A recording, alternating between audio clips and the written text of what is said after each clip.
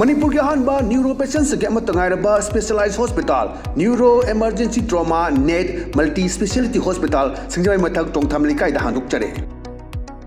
hospital असना मरुइना BP stroke brain tumour लंबी की खुदोंथिबा spinal disc prolapse spinal tumour अमदी माइग्रेन चिंगबा लायंगली हॉस्पिटल असदा न्यूरो की लायंग चंगबा अफब मखल की खुसु खुलाई अमदी मेशिन मरांग कायदे लई मसिना कोक मरी लेनबा तोंगान तोंबा मखल की अनाबसिंग निंगथिना लायंगली लमदम मसिदा neuro surgeon यामना तांगरिबा मरमना चिंगमदी अरापा मफमदगी Lakpa अनाबसिंग neuro surgeon उननब होनबदा अवाबा क्या मायोंगदरी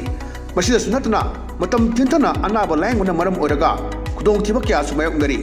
मसी पुनमक्तगी खरदो ओरबसु कन्ननबा doctor Parkinson Singh MCS neuro surgery AIIMS New दिल्लीना मसामकी हॉस्पिटल असिदा पुंग कुनमरी लेदुना अनाबा सिंह लायंगली हॉस्पिटल असिदा अताब ममलदा लायंग बतनतना OPD जनरल अमदी ICU beds operation medicine X-ray अमदी लैब का मरी लेनबसु अताब ममलदा फंगल्ली ngasi magdenshin biro amadi kudong saba singa silobiyo hena kuba mrol gidamag hospital asigi telephone number 7005534166 natraga 8974572154 da pau phabirak yagani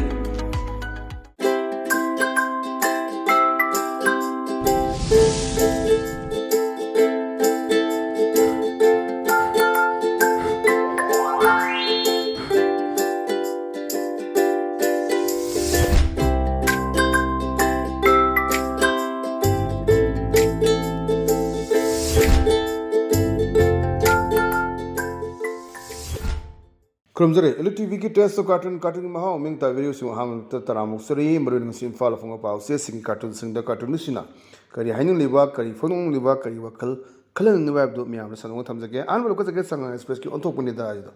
onthok pani da ba cartoon sing view yam phajaba cartoon ni kamain tawge da koi mantri sing se koi bullet upaga lat pane ba ada praja man hange is bullet proof pibira bra mantri sa इस bullet proof पीरबरा मंत्री साहब है other माना को पीदे Ishana section जबनी मतम से हम फत्रेना अदना करिगिनो कोई मंत्री एमएलए से करी की दोइनो ओय ममांगदा इशू लई बले बा के रांग तुमि लई अदना जगह जगह समझन बा अदुगी बा ओयरगा खान लईबा मयाम लईरी होजिसि अदुनी अदेदा मसागी बुलेट प्रूफ जैकेट ले लापदुदने इस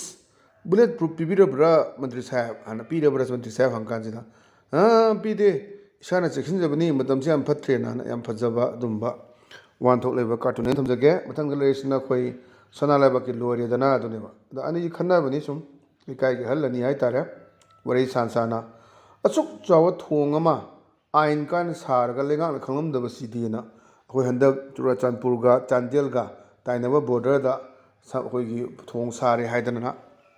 टीवी चैनल अमना रिपोर्ट तौगिबदो अदुदा बेस तोरकना थमपा कार्टून नि अदुने सुक चाव थोंग अमा आइन कायना सारगा लेगा खंगम दब सिदी न हायदना अमन को सोमदा अमन को मकोने सोमदा शांति हंजनब होनरिङेदा खंगौदब ओइरंबा याइदाना हजि चली शांति पुरंगनब तोआन तोमा चीफ मिनिस्टर लेप्ते ngasisu माउद चली हजि ngaकी मांगदा कोई सेनापति दा थुंगरे सदु मा यौरनी आदा उनदना अदुगा कांगपोकपि जकनि हाबगी पावसु ताई उनरकदरा उनरोइदरा मदुदी येंगबा ताबनि अदुनि अदुगी याम फजबा सिसु वान थोक लेबा कार्टून ने थमजगे पथंग द लेसिना कोई वेलन पावगे अस लोइरे हायदना मसिगी कार्टून से ममंग सु यावरे अदुबु मसि दुम चानाबा लेतबा थबक चिनबा यावंगनी अदेदा प्रजा लौमीसिना मसागी इलेक्टेड सिदा हायबा लाकमने नोंग चुदबना लौ उबा याद्रे सर हाय कांसिदा अमसिदा खोगे ओ नोंग चुहन्नबा कन्ना खनरेना नोंग चुहन्बगसि याबै टाइम कोना मचि एम अवागायदा सुरो थौबाल सुरो ककिंगदा सुरो गायना को सिंदोकनबा याबगी मोंगदने अदा माजी नोंग चुदबना लौ उबा याद्रे सर अना हाय लाकांसे लौमीसिना कसai इलेक्टेड मंत्री सिना हायबनी ओ नोंग चुहन्नबा कन्ना होनरीना यामना फजबा सिसु वान थोक लेबा कार्टून ने थमजगे पतंग लेसिना खोई पोनाफोंगी बालो हे अदुने बालो एस मंत्री मंडल सि मनाकता लाए मेरा पाइबी मा संगसे अदेदा कसai लीडर सिना हायरे मंत्री सिना इने कनोनी एनआई द सिनरबनी कोना एनी सुदो एनआई द सिनरबजा अदा मेरा पाइबी सि मा सगलकपनी इने जे लान्सु मखोइना तयार मई थादुना हौबा मी हाटपा हाईवे चही हुम हेना थिंगबा मी चाबसिंगसिबु लमदम सिदा कयाम कुना थमकिदो सरकार सिना ꯍꯥꯟꯅ ꯇ ꯂꯥꯎꯔꯛꯄꯅꯦ ꯑꯃꯁꯤꯗ ꯍꯨꯃꯥꯡ ꯀꯥꯡꯕꯅꯦꯕ ꯑꯩꯅ ꯑꯗꯨ ꯏꯅꯦꯒꯤꯗꯣ ꯅꯨꯡꯁꯥ ꯊꯤꯕꯤꯔꯨ ꯅꯣꯏ ꯑꯦꯟ ꯑꯥꯏ ꯑꯗ ꯁꯤꯟꯅꯔꯕꯅꯤ ꯍꯥꯏ ꯀꯥꯟꯗ ꯏꯅꯦꯁꯤ ꯂꯥꯎꯊꯔꯛꯄꯒꯤ ꯁꯤꯟꯅꯤ ꯌꯥꯝ ꯐꯖꯕ ꯑꯗꯨꯝꯕ ꯋꯥꯟꯊꯣꯛ ꯂꯩꯕ ꯀꯥꯔꯇꯨꯟꯅꯤ ꯃꯊꯪꯗ ꯂꯩꯔꯤꯁꯤꯅ ꯑꯩꯈꯣꯏ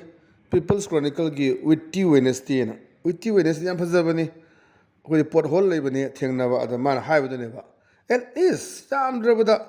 ꯗꯣꯁ ꯄꯣꯠ whole should be taken care of even though ꯃꯁꯤꯒꯤ ꯄꯣꯠ ꯍꯣꯜ ꯈꯔ ꯂꯩꯕꯁꯤꯗꯤ ꯌꯦꯡꯕ ꯌꯥꯕꯅꯤ ꯀꯩꯗꯧꯔꯕꯁꯨ they can open the highway and punish the terrorist highway ꯍꯥꯡꯗꯣꯛꯄ ꯉꯝꯗ꯭ꯔꯕꯁꯨ ꯇꯦꯔꯣꯔꯤꯁꯁꯤꯡ ꯑꯩꯈꯣꯏꯒꯤ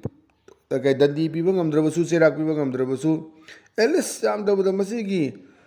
ꯄꯣꯠ ꯍꯣꯜ ꯃꯌꯥꯝ ꯑꯃ ꯂꯝꯕꯤꯒꯤ ꯑꯍꯣꯕ ꯑꯃ ꯂꯩ ꯃꯌꯥꯝꯁꯦ ꯀꯣꯏꯂꯥꯁꯀꯤ ꯑꯍꯣꯕ ꯀꯣꯡꯀꯨꯠ ꯃꯌꯥꯝ ꯂꯩꯁꯤꯗꯤ ꯁꯦꯝꯕ ꯇꯉꯥꯏ ꯐꯗꯕꯅꯤ ꯍꯥꯏꯗꯅ ꯐꯣꯡꯗꯣꯛꯄ ꯌꯥꯝꯅ ꯐꯖꯕ ꯑꯗꯨꯝꯕ ꯋꯥꯟꯊꯣꯛ ꯂꯩꯕ ꯀꯥꯔꯇꯨꯟꯅꯦꯅ ꯊꯝꯖꯒꯦ ꯑꯗꯨꯅ ꯉꯁꯤꯗꯤ ꯑꯗꯨꯝꯕ ELITE TVꯒꯤ ꯇꯦꯁ ꯑꯣꯐ ꯀꯥꯔꯇꯨꯟꯒꯤ ꯃꯍꯥꯎ ꯃꯇꯥꯡ ꯑꯁꯤ ꯂꯣꯏꯁꯤꯟꯖꯔꯦ ꯃꯤꯠꯌꯦꯡ ꯇꯥꯕꯤꯔꯤꯕꯁꯤꯡꯕꯨ ꯑꯃꯨꯛ ꯍꯟꯅ ꯈꯨꯔꯨꯝꯖꯕꯒ ꯂꯣꯏꯅꯅ ꯀꯥꯏꯅꯅꯕ ꯌꯥꯊꯪ ꯅꯤꯖꯔꯤ ꯄꯤꯅꯕꯤꯔꯁꯤ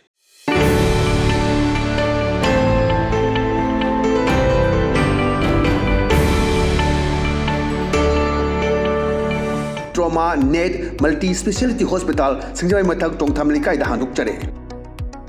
हॉस्पिटल असना मरुइना बीपी स्ट्रोक ब्रेन ट्यूमर लम्बी की खुदोंथिबा spinal disc prolapse spinal tumour अमदी माइग्रेन चिंबा लायंगली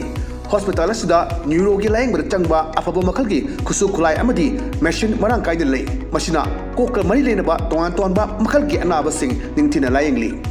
लमदम मसिदा न्यूरो सर्जन यामना तांगा लेबा मरमना चिंगमदी अरापा मफमदगी लाकपा अनाबसिंग न्यूरो सर्जन उननबा होनबदा अवाबा कया मायोंगदरी मसिदा सुनतना मतम थिंथना अनाबा लायंगना मरम ओरगा खुदोंथिबा कया सुमायोंगदरी मसी पुनमक्तगी खरदो ओरबसु कन्ननबा doctor Parkinson Singh MCS neuro surgery AIIMS New दिल्लीना मसामकी हॉस्पिटल असिदा पुंग कुनमरी लेदुना अनाबा सिंह लायंगली हॉस्पिटल असिदा अताबा ममलदा लायंग मतनतना OPD जनरल अमदी ICU beds operation medicine X-ray अमदी लैब कमरी लेनबसिंगसु अताबा ममलदा फंगल्ली ngasimaglenshin biro amadi kudong chaba singa silobiho hena kubang rol gidamag hospital asigi telephone number 7005534166 natraga 8974572154 da pau phabirak bu yagani